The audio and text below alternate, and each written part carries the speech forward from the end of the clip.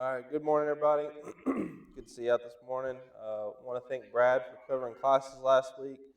Apparently, I'm a poor communicator in who does what, but y'all got it done, so thank you.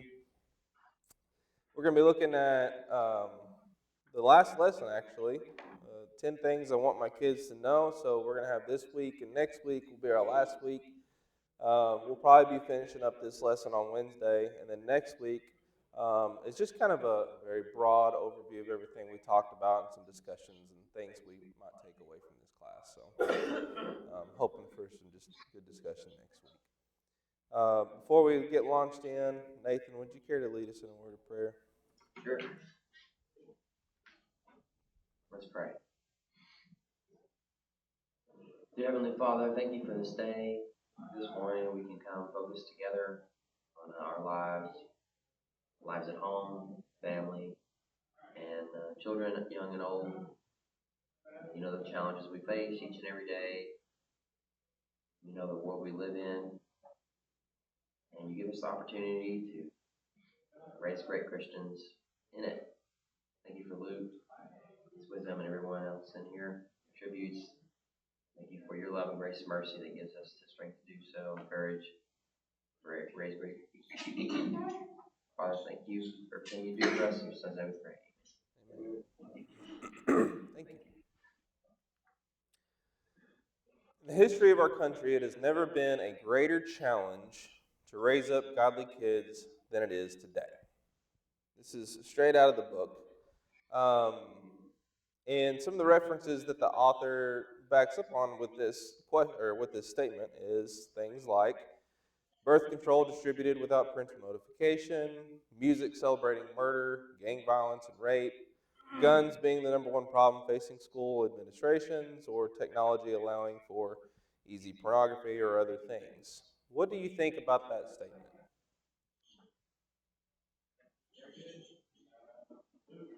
Didn't live in Noah's time, but it looked like it was probably pretty hard to raise godly kids in that era. I mean, the whole We weren't there, so we don't know. But I mean, it was bad enough to wipe it out, right? 8 souls.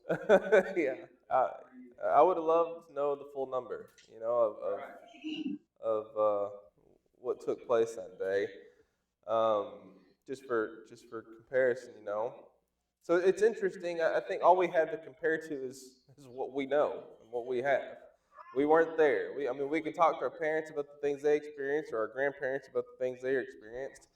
Seems to me like there was always something that was a hard experience. I wasn't there during the Great Depression, but it sounds like it was a pretty hard time. I don't know if it would make it hard to raise kids or not. I'm sure it was hard enough just to stay alive. But I think we can know what this is pulling out, and we can understand the why based on the author's references, because these are things we see and know happen in today's time that are very accessible, things that are being maybe even pushed that we don't agree with. So we do have our challenges, whether it's harder than our great grandparents or not. I don't know, but we have our own challenges. Think about this question, who is our fight with? The author says we are in the fight of our lives, a fight over who or what will influence our children. Um, who do you think our fight is with? Who do you feel like it's with? Satan. I think that's the ultimate answer. It's with Satan. The things that he has convinced others to push or to say or to do that influences our children, whether that be through the TV, through the radio, through peer pressure, whatever the case, fill in the blanks. Satan is the influencer of these bad things. Then the author also asks the question, are we willing to go to war and fight for our kids? And I think just our attendance here proves yes, this is what we are doing. Um, I kind of honestly, you know how my brain works, guys. By now, I'm very always thinking of something humorous. But I thought, well, man, even when a kid makes fun of my kid, I want to go punch that kid. So yeah, I'm willing to go to war for a spiritual war if I'm willing to some other underage kid. I've heard concerning statements on the, first you wanted to mention Ephesians 6:12, but who to fight with. For we do not wrestle against flesh and blood, but against rulers, authorities, and the cosmic powers of this present. But I've heard Christians say, and I'm not trying to get overly political, and Christians that people think a lot of, people in here will think a lot of, people that I think a lot of. But they'll say things like, I would vote for X, Y, and Z politician who clearly, unashamedly stands for immorality and the attack on our children and would put terrible things in your children's school, or terrible things. And they sound like they seem like nice people. And I bring up, what about they are clearly opposed to Christian values and the logic? And I'm trying to raise young kids. I'm like, listen, I got to quit bringing my daughter to Stewart Public Library because they're doing LGBTQ reading to 2-year-olds. And you're telling me as a Christian you'll vote for this? And well, we haven't really faced much persecution here. So maybe, and I'm like, so you would actively bring it on because you like the way the person stands behind a microphone? And that, I don't know if it's a cop-out because, well, we want to be peaceful, kind, nice people. And we'll vote for the peaceful, kind, nice, well-spoken person. But that was fairly alarming to me. I don't know if anyone heard anything like that, but that was fairly alarming to me that someone would rationalize themselves in that position. It's by no means new. I know people like that from beyond my time. I mean, my parents would tell me about this, and their parents would tell me about political things. So it's been going on for some time. And sadly, I feel like a lot of times what we wind up seeing is they just don't like the personality of the person. They're too aggressive, or they fill in the blanks, and they're not thinking about what they're actually standing for. It's just how they're presenting it, or how they're being dogmatic about it, and they don't like that aggressiveness. But totally agree that we need to be supporting the right things. Nehemiah 4:14 says, "Do not be afraid of them. Remember the Lord who is great and awesome, and fight for your brothers, your sons, your daughters, your wives, and your houses." We have a duty, as we have come to know through all this class, to our children, to our spouses, in spiritual leadership and guidance and encouragement, because we have God on our side. And He has already defeated Satan. So we are already the victor in this. All right, so what might our fight look like? I'm going to talk about these 10 things that at least the author refers to, 10 things they need to know. Now, I don't think this is the only 10-thing list my kids need to know. I think we can talk about a lot of things that we want our kids to be involved with or to know. By all means, bring those up. But I do think these are some good core things that would be good for our kids to know. So, number 1, they are special. They are a special creation of God. Referring Genesis 1:1 and Psalms 139:14. This is also a quote from the book. "Everything that I hope to teach them rests on this foundational fact: God created the world, and God created them just the way they are." Our first 2-ish lessons, maybe even 3 lessons, we hit hard on uniqueness of children, knowing our child, knowing that they are created by God and He entrusts them to us. We talk about all those things. But we need to also convey to them and let them know and teach them, as we've referred to Deuteronomy so many times, teach them diligently who they are, where they come from, and where we want them to be, as they go through life. So, had a few questions that maybe some of these are simple, some of these hopefully more thought-provoking. One of these questions would be, and I want you to think about these, how would you answer this as if it was your child asking these questions? How would you talk to your child about these things? What does it mean to be made in God's image? Your child asks you this question, how might you respond?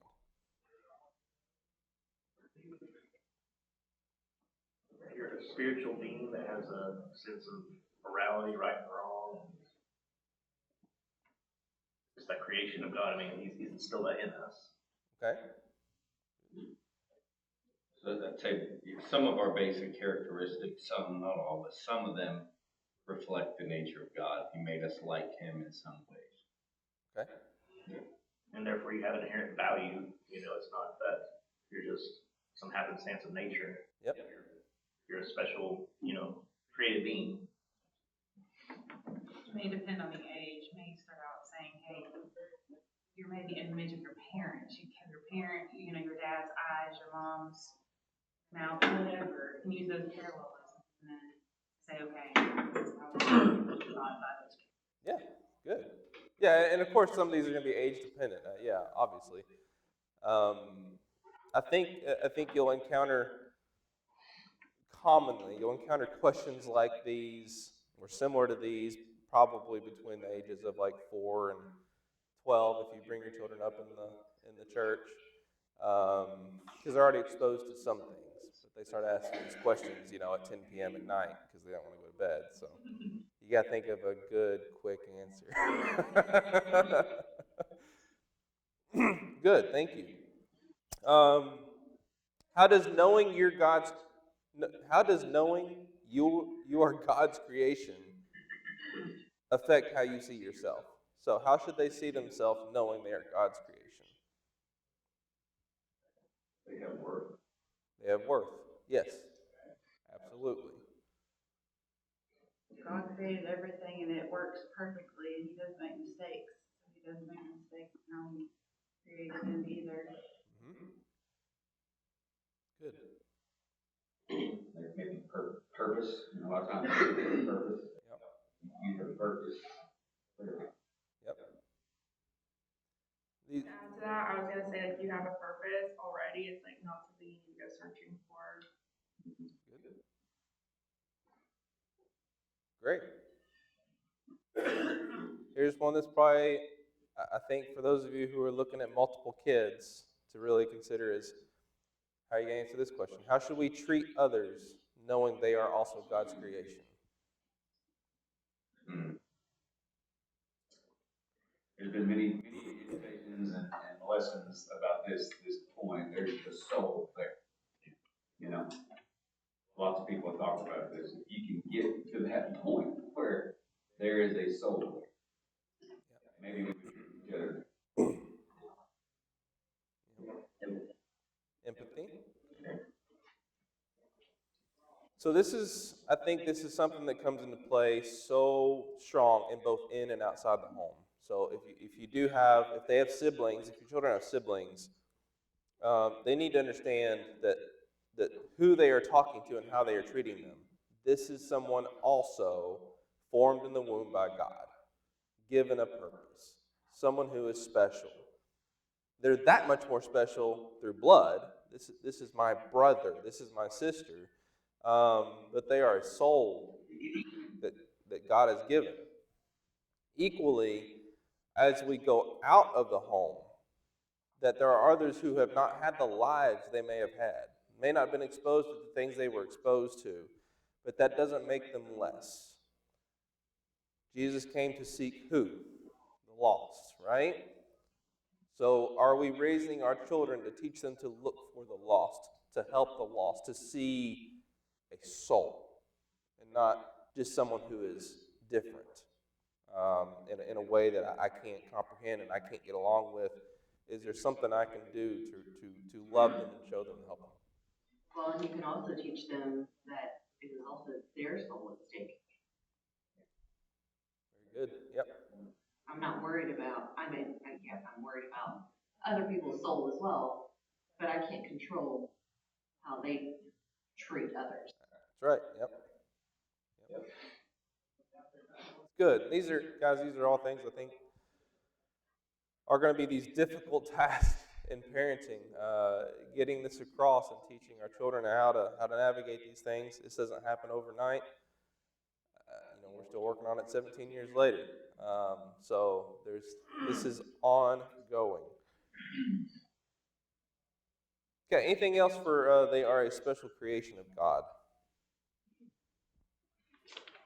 I also think that when it comes to teaching them about other people that are also made in the image of God, it's like just because we've already found Jesus doesn't mean that we're any better than them. We all start in the same place. Like the person that's like, begging for food on the side of the road, we're not better than them just because we've already come to Christ. That's right. Yep. And that's such an opportunity, to make the difference between your child being scared of or fearing that situation versus trying to find a way to offer something to this situation. Sometimes I look at people in really rough situations. You can tell yes, it is the choices they've made, but it's a lack of godly influence choices, right? Satan influence, worldly influence choices. I often remind myself when I look at them, I'll say, man, without God, I'd be right there. Be right there with them. I think there's some grace in what you just said, continually push with grace. And that's probably something we didn't do at a younger age. It gets harder in the teen years to push grace, to see the other side. You have grace, you've been given grace. Why don't you extend it to other people? Yep. Yep. That's a hard one. It's hard now. Yeah. 46. Yeah. So, but if you try to practice it every day, maybe. You'll get there little by little, right? Chip it away. Chip it away. I think what you just said is tough with kids because kids are exposed to other kids who are super immature, especially if they're not raised godly. Like you and I, everybody in here are mindful of our own flaws, and we probably have some sort of daily goal of me keep my flaws in mind and work on them, keep them in check. With kids, who a lot of our kids surround themselves with, they don't have that thought at all. Yeah. So it's difficult to tell them like so-and-so who's very mean starts a lot of they're made in the image of God. They're not doing the right things right now, and for several years they won't even begin to question that. So it's difficult to, I'm sure, for a kid to see. Like I remember one of my nephews said, my parents were taking him to church, and he was probably 7 or 8, and he was asked. He said, "I know God created everybody and everything, but these two boys at the bus stop, they're always starting fights." He said, "God didn't make them." Yeah. Sometimes we try to play a game called Maybe They. So like if somebody cuts me off in traffic, well, maybe they had an emergency they were trying to get to, or maybe they had to use the bathroom, like whatever it is, like just try to put things in a different perspective, like give people the benefit of the doubt. Somebody's being mean to you. Maybe they had a bad day. Maybe they, whatever. And it's something just like even with the little kids, they can kind of participate in and kind of get. It's not Lighten the mood. yeah. I haven't won at that game yet.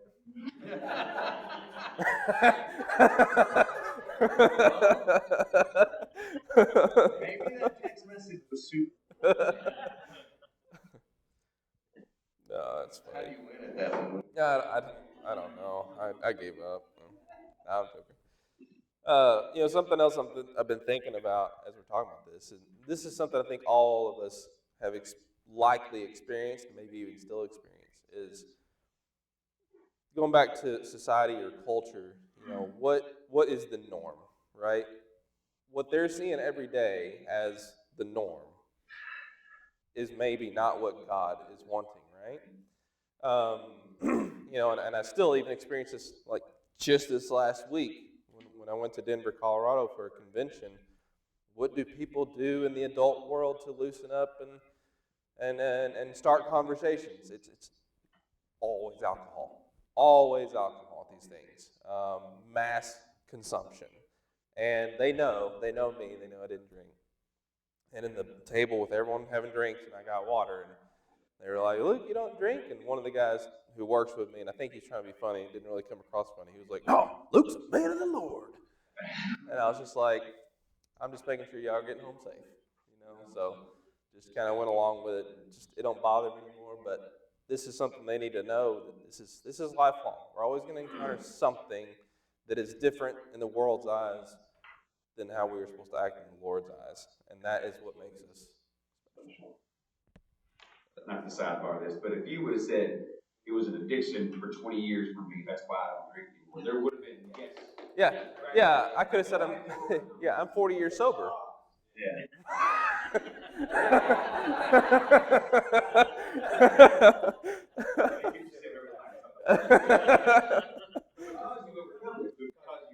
I'm doing it because what God expects me to do. Well, yeah. I've always thought that. Yeah. He said he's 40 years sober.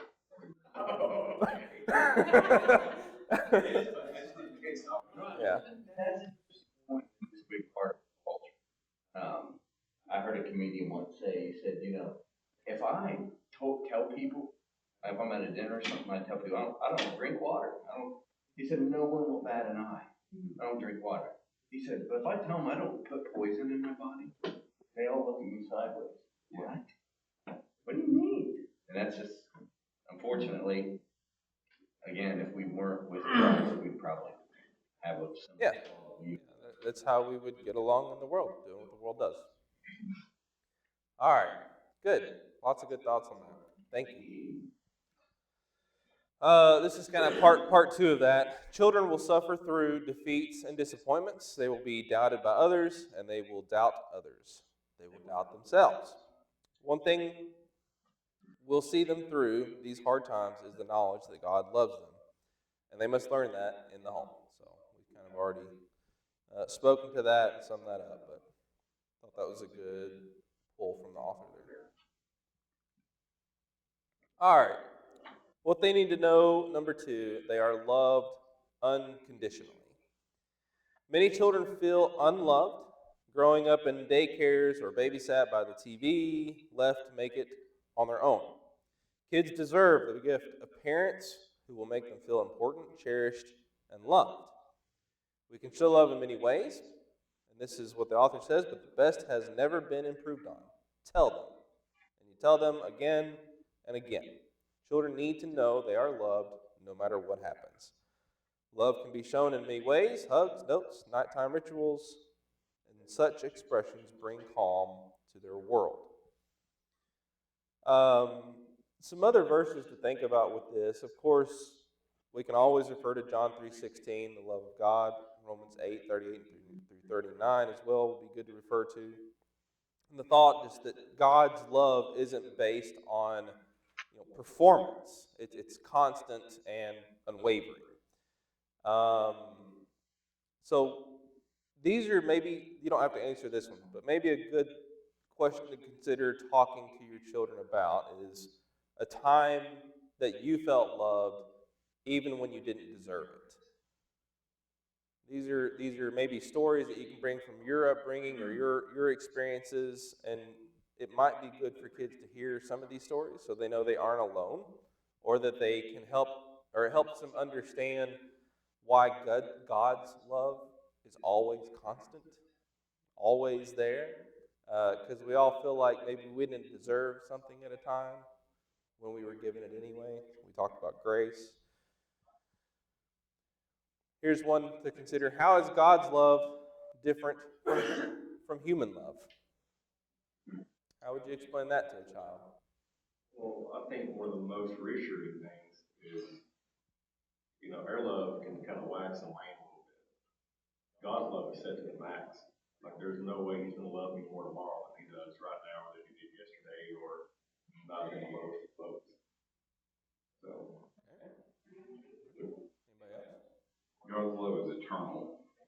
And I think that's such a hard concept for us to even grasp, but when you stop and think about what the scripture says about the plan of salvation, how all these things were planned out, and that he knew what he was going to do to save us before he even created the world. So he loved us before we even existed. That's Yeah. Yeah. hard to think about. But it also makes, I think, a good application with kids because they are going to love someone they don't know yet, that they don't know even exists. And what are they doing now to prepare themselves to love that person in the way that they deserve? And Yeah. For those of you, I mean, all of us have kids. I mean, you think about when that, maybe even still in the womb. I mean, I'm sure some of us dads even said, "I love you" to the belly, right? And when that baby's in this world, the first thing we're thinking of is how much we love this baby. What did that baby do to deserve our love? All was just born into this world, right? That love is, as Jonathan's saying, that's the love of God from the beginning of time. It's always been there. It's always been prepared. Um, but yeah, to think about that eternity factor, I mean, that's hard enough for us as adults to wrap our head around, much less a child.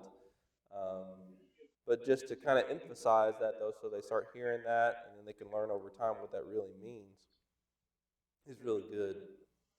Also, I think, if you have kids that are siblings of each other,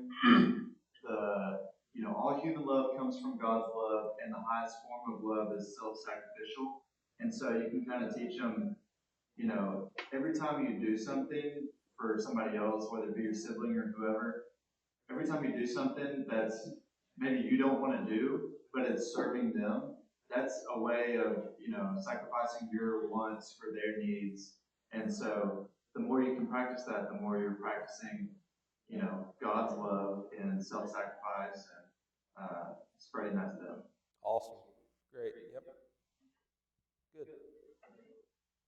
Anything else? I think, as Tal, just discussing, piggybacking off of Dylan, discussing how God's love is different than our love. He is the basis for our love and all of our understanding.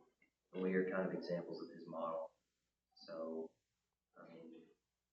conditional versus unconditional, wavering versus all sustaining. Yep. Good.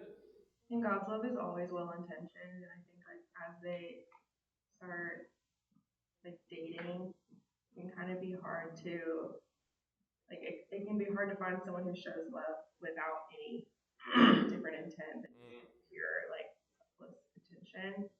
And knowing that God's love is different than just dating love.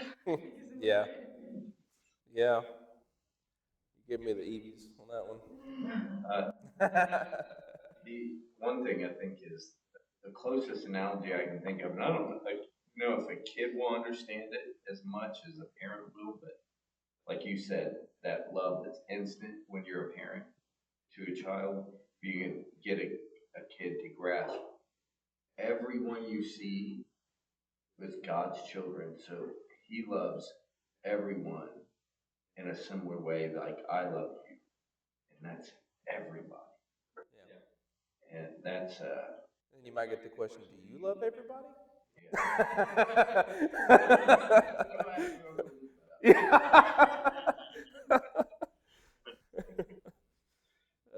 Maybe they need a hug. Maybe they need a yeah, maybe.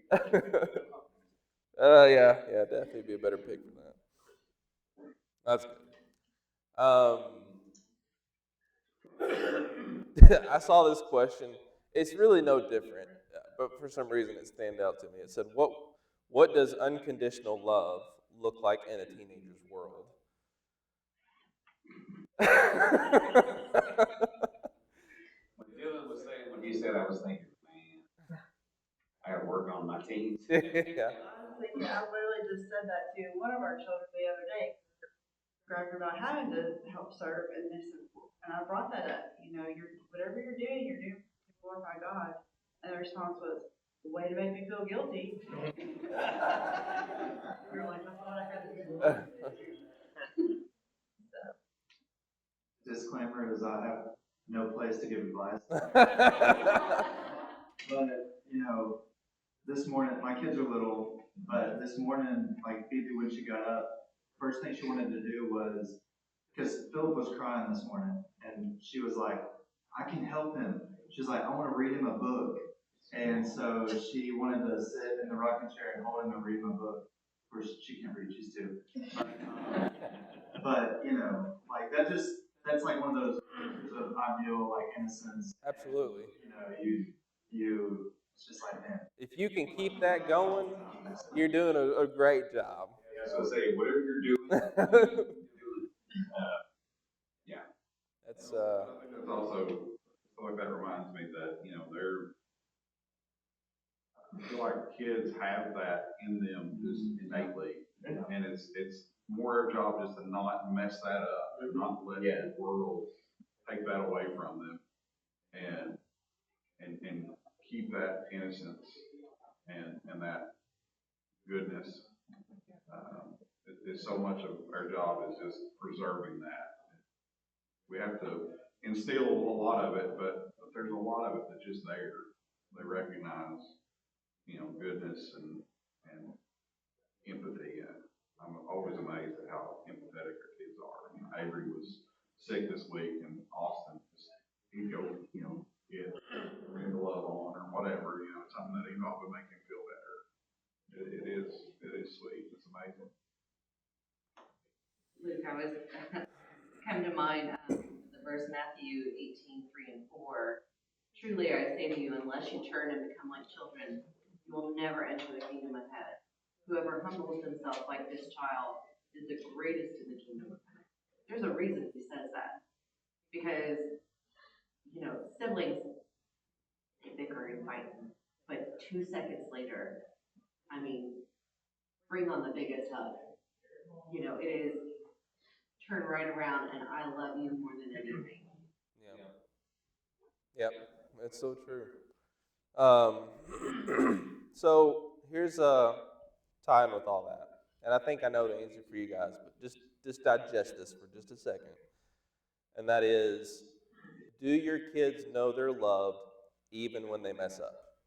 Again, don't answer that out loud. Just a digesting question. Do your kids know they're loved even when they mess up? I know the answer is yes for you guys. It is not always the case in the world. Kids need reassured, and we have to do that because we are guilty of messing up. We know that God loves us. Do our children know that we love them?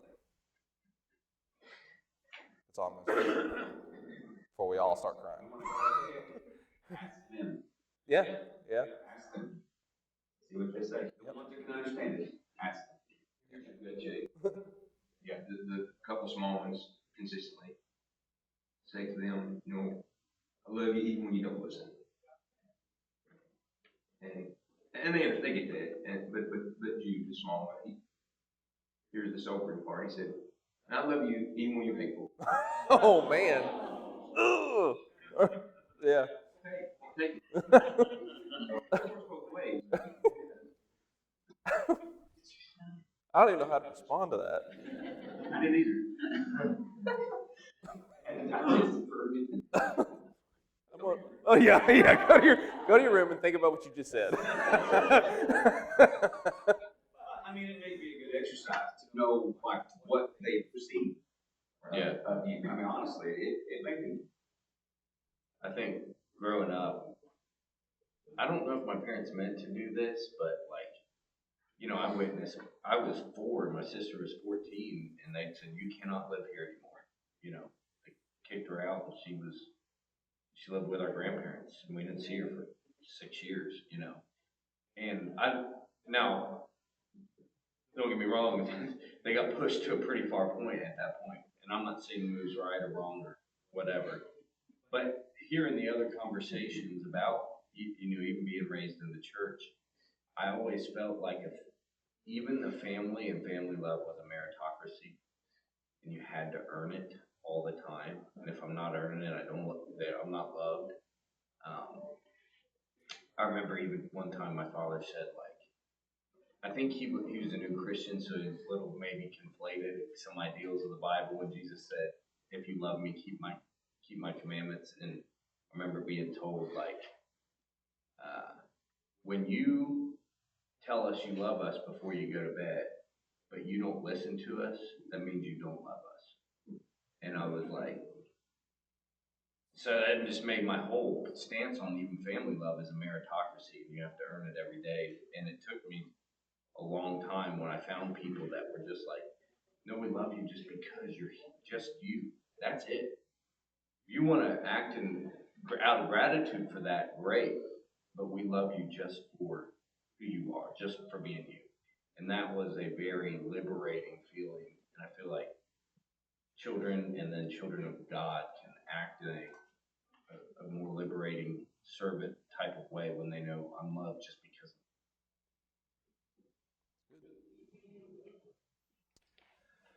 All right, that's a lot of good thoughts, some tough questions to think about. Thank you. Point number 3, or thing I want to need to know, or kids need to know, number 3. Important things can't be bought. A difficult lesson in this culture as materialism has taken over. Your kids don't have to have everything. In fact, they could probably do with less stuff and more of you. Kids end up poor in spirit because they are led to believe that money and things are the key to happiness. We need to help children gain an appreciation for the handiwork of God. What are some ways we might unintentionally teach materialism? Reward our children with things. Say it one more time. Use things to reward. Oh, yeah. So constantly rewarding? Okay. Yeah. Yeah. If I just had this. If I just had this. Just at this level. Yeah. You know, if I had this. Oh, yeah. Yep. We deal with that. Yep. Just here, if I had this role, whatever.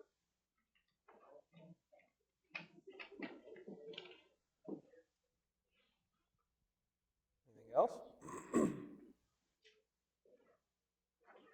Just to simplify it by over prioritizing those things through work to get the nice things and that sort of thing, and that being again example as an over prioritization. Yeah. Yep. We look at conveniences for ourselves.